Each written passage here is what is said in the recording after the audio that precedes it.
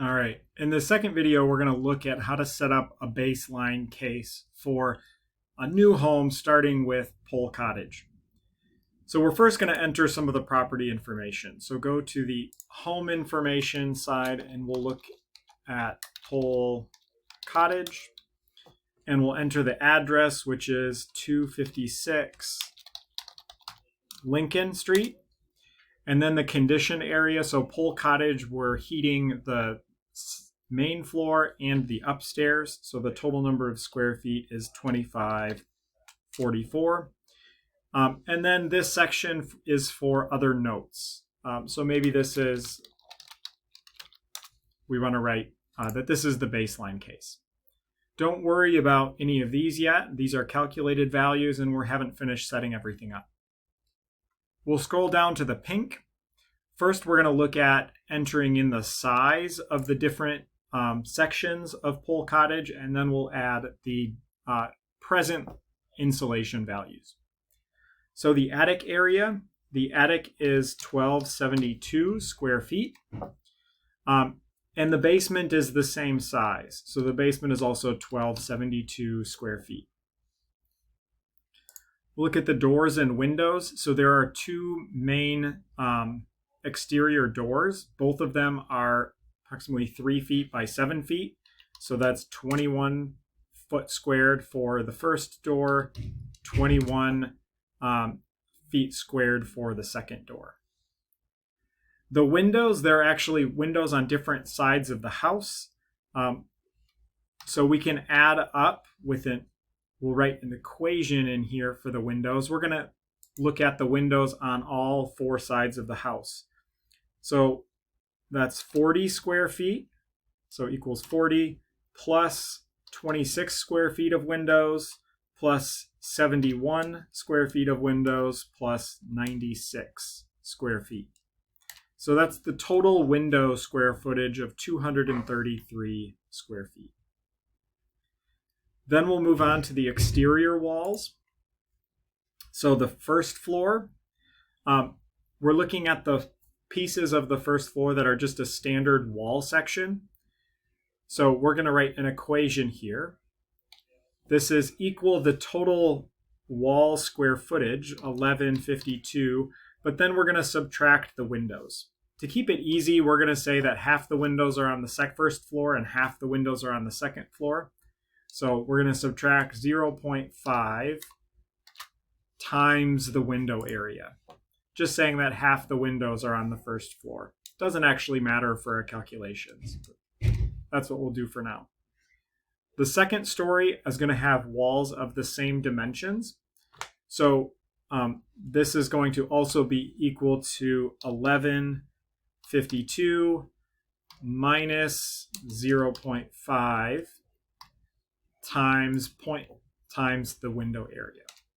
So for both the exterior first floor and second floor, we have an exterior surface area of 1,035 square feet. The basement is slightly smaller. So the basement is 906 square feet.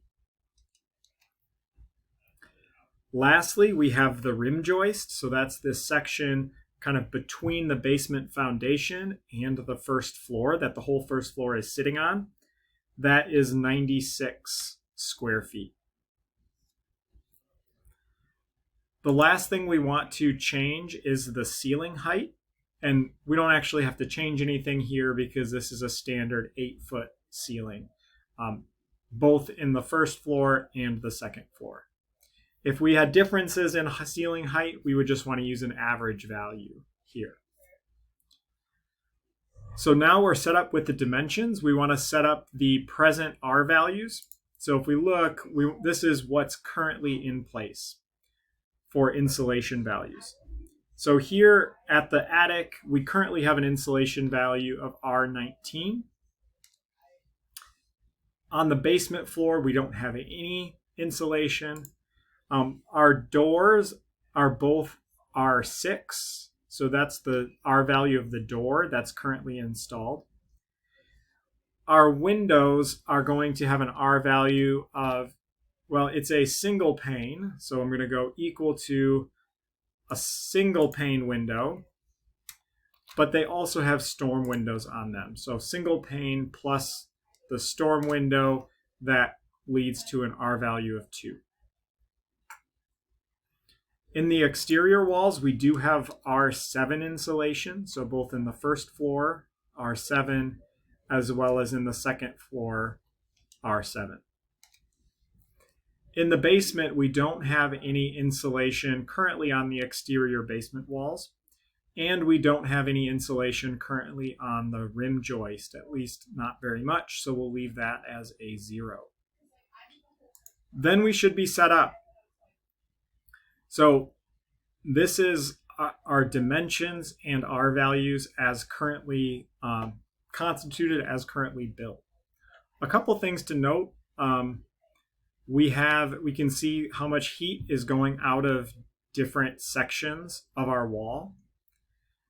There are a couple kind of interesting things, right? So we don't have any insulation here at the basement, but we have an R value of the wall of 10.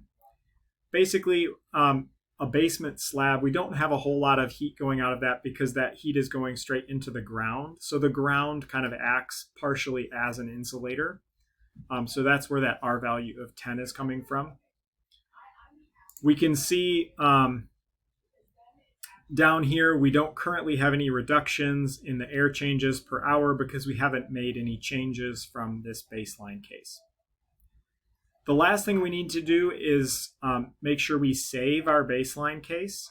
So now that we have our baseline set up, we're going to come in here to cell C12, this yellow cell, and we're going to type in the Q total. So we can look over here up where my cursor is.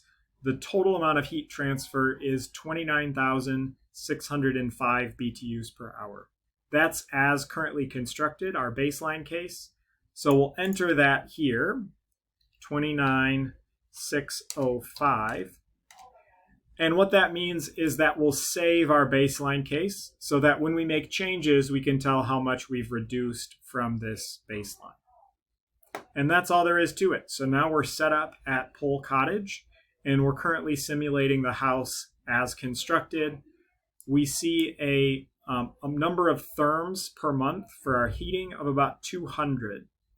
Which corresponds to what we saw in the utility analysis for this cottage, that in a winter month, we should see about 200 therms per month used for heating. As we make changes, we'll see there's a reduction from this baseline case. And as we make different changes, we'll see what that ends up being.